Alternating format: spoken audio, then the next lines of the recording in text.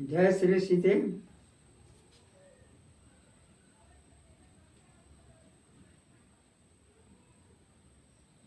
मैं आपके सामने नित्य नियम का कठोर आचरण शीर्षक से एक कथा सुना रहा हूँ।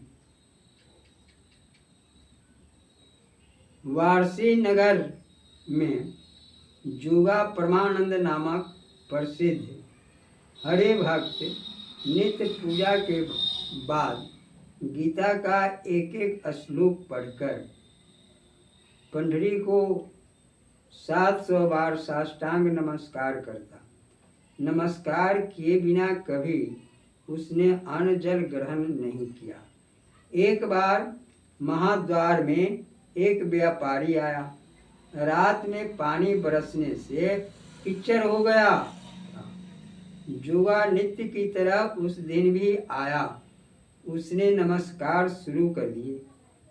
उसकी देह कीचड़ से सन गई। व्यापारी यह स्थिति देख अत्यंत प्रभावित हुआ। पास की दुकान से एक बहुमूल्य पीताम्बर खरीदकर वह जुगा को देने लगा। जुगा ने कहा, भाई मुझ पर दया आती हो तो कोई फटा पुराना वस्त्र दे दो। यह बहुमूल्य वस्त्र तो भगवान को ही फबता है, इसे भगवान को ही चढ़ाओ। व्यापारी नहीं माना।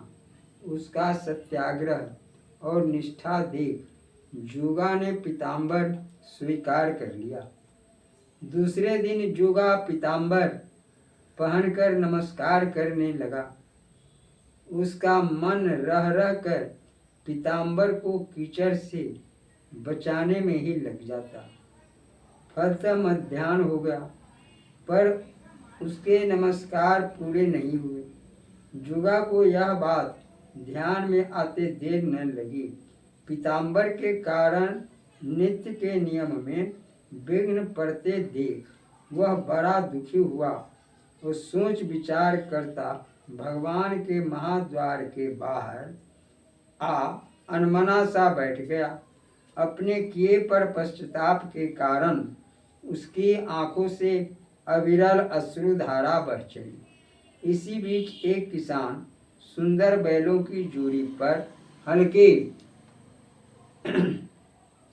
धूरा रखे जाता दिख पड़ा। जुगा अपने अपराध के प्रायश्चित की एक अद्भुत कल्पना अनायास सूझ पड़ने से उछल पड़ा।